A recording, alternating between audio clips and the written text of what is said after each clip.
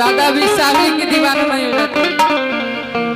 लेकिन हम जानता नहीं आज ये मंच पर हम बैठल बनी तो हमार प्यार में दीवाना दीवानी होता रही। कल एजा गोलू भैया रही तो उनकर प्यार में, कल तेसर रही तो उनकर प्यार में। कलाकार बनी भाव तो सबके खरती नु रहे के पड़ी, बाकी प्रेम तो एक एक के साथ रहेला। हमार प्रेम केकरा से भाई हलचल भैया अच्छे से बुझत ना तो ठीक बा, बढ़िया बात बा कि भैया के सब बतावे लो। एकरा से बढ़िया कही जब प्रेम के बात भैया के बताई। हमार कन्यादान भैया नु करी हम तो हमरा दिल के बात सब भैया जाने ले। हां ठीक बा, लेकिन हम बात चाहते नहीं बाग भैया पर हम बात को छोड़ के कहता नहीं। अच्छा ठीक बा ठीक बा, एक मिनट ऑर्डर ऑर्डर। जब बात उठल बा तो हम क्लियर कर दे काहे कि यहाँ 10 गो यूट्यूब वाला लोग बाटे। यस मिलोड आ शायद अनुपमा बात हेलो भैया कुछ ज्यादा क्लियर मत करी। अनुपमा ई मजाक में ना कहली है कि हमारे हलचल भी है कन्यादान करी। हम पीछा में भी कहले आज मंच ऐसा बा ये हम कह सकिले आज सबका सामने हम कहता नहीं तू बियाह केहू से करी है लेकिन कन्यादान हम ही करता।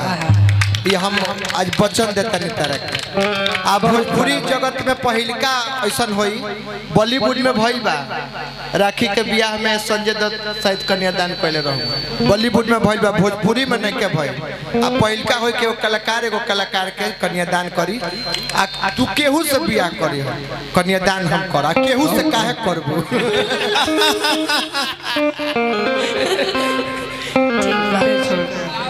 एकरा के सब जरूर चढ़ाई हो। लावा ई मेरा ही है ना लावा हमें मिला है। तो हम हो एगो बात कहते नहीं जब बियाह तार कहीं हो ठीक बा, जब भैया कन्यादान करे हैं तो लावा हम ही मिराब जाएंगे। आगा मछा किन के हम दे। हमरा बुझाता कल्लू भैया ठीक बा कन्यादान कर दिए, लेकिन जब तहन रहन बा इनकर कन्यादान घड़ी तक तू लावा मिलावे रह रहबे धरती पर तब तहरे खातिर नीतीश जी का न कहले सब बंद कर दिले, लेकिन ओ घड़ी तक तू रहब तब अभियो खैनी मेरा बता लावा बाद में यही कहेला कि तोर भुलाए खातिर गम जन्म हल वही महल के कि तोर भुलाए खातिर गम कि सुन सुनाए सनम कि दारू पीला। गलत भैया अतना नु गम देले बाड़ी अब प्यार के बात करत रही हमें नु बढ़िया तोर भुलाए खातिर गम रिमझम जी झमझम जी बाप रे बाप। लेकिन इनका हम देखनी है राम भैया कि जब एकदम चैत के महीना रहेला नु तो इनकर लहंगा यहाँ तक रहेला आ जैसे ही ठंडा बढ़ेला छोट कर देवेली कि तोर भुलाए खातिर कम और कितना दारू पीले कितया के देखा ये सनम कैसे जीले आके देखा ये सनम कैसे जीले आके देखा ये सनम कैसे जीले आके देखा ये सनम कैसे जीले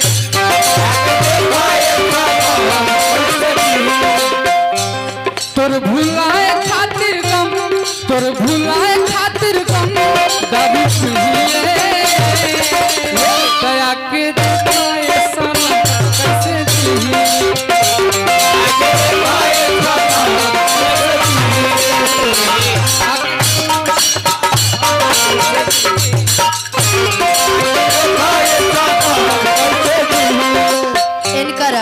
इहे आदत के वजह से इंसान के सोचे के पड़े था। कल्लू भैया किसको दिल दिया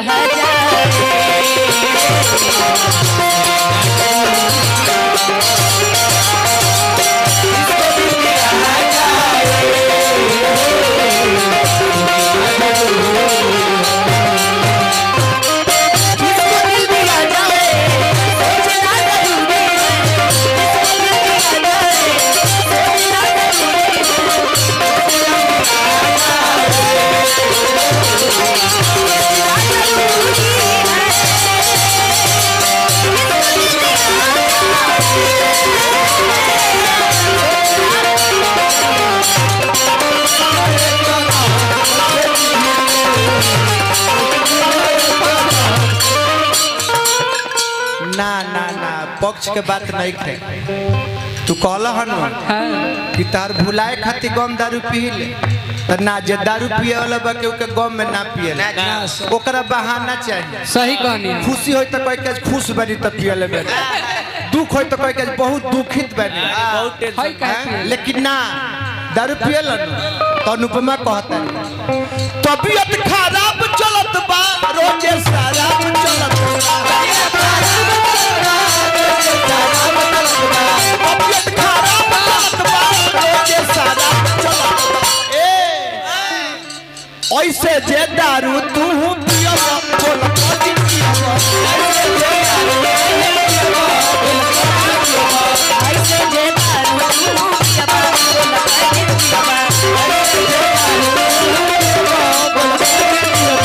तो सही बात बनू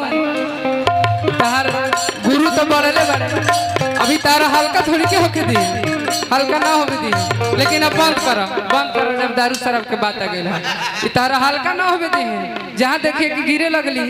हिंदी धरे लगली तभी तो धर इतना उनकर गुरु मतलब चेली ने उनकर इतना कमजोर नहीं कि तारा से गिरे लगी है हमारा भूल जाइए हमारा से हम भगवान से चाहता नहीं तू कबो न गिरा तू हमारा से एकदम उठल रह कोई बढ़िया ऊपरे से गिरा लेकिन हम कहता अरे कि काहे मुहावा बनवले तू बाड़ू ऐसा कुछ और कि बोला अनुपमा पसंद कैसा अरे कि गवैया लेबू कि बजवैया लेबू कि हई भैया नियन सुनवैया लेबू गवैयो सोचे समझ के खोजिए ना तो बढ़िया गवैया बा अब तू ही बोला नो कमेंट्स नो कमेंट्स नो काय अब 3 गो ऑप्शन बताइयो no comments I don't know comment एकरा में बोला कि हां या ना ना no comments no comments no comments अगर गवैया ले तू तो एगो तो मिलिए जाई नो कमेंट्स कहलू तो हम ही जवाब दे देतनी गवैया खोजती तो एगो हम मिलती ना तो संजीत व्यास मिलते तो संजीत व्यास तो चलते एक 2 साल ले तो अब ओकर बाद बजवैया खोज तू तेने से 6 गो बजवैया मिलते अगर सुनवैया गलती से खोज दे तू तना मनी के अकेले बर्दाश्त ना कर तू बाप रे बड़ा तारे हाई टाइम ज्यादा देवे पड़ जाते चलते कि त जैसन मारे हाथ ओइसन सुन प्यारी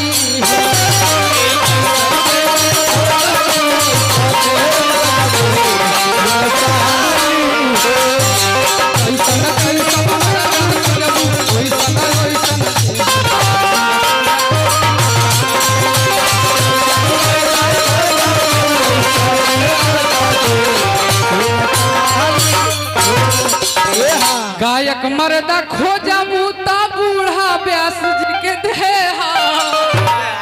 बूढ़ा उम्र में हाउ बूढ़ा व्यास ना दोनों के सुर ला लेकिन मिलेला भाई हमहू सुननी है अरे कि गायक मर्दा खोजबू ता बाघ बूढ़ा के देहा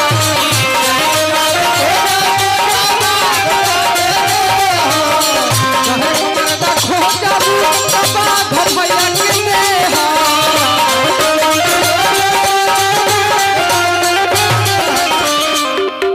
सिपाही मरदा खोजबू राम बाबू भैया के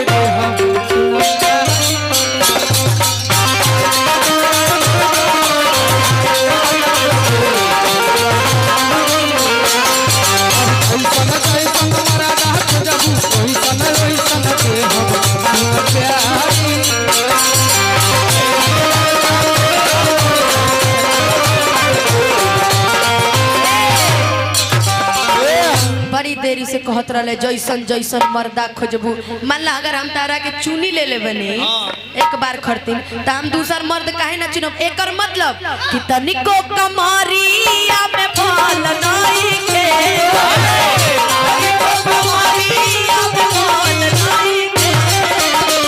कैसे बताई बात सखिया पिया बात